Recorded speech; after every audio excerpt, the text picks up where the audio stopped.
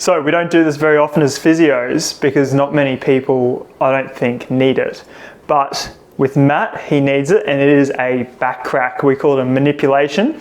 And what we're doing is we're winding up, taking all the slack out of the muscle, and we do a thrust that some people say it adjusts the spine. It doesn't adjust the spine at all. But what we do get is that back crack, and the muscle around it releases. It's super effective for getting more movement through the spine as well. So I'm going to show you on Matt. You ready?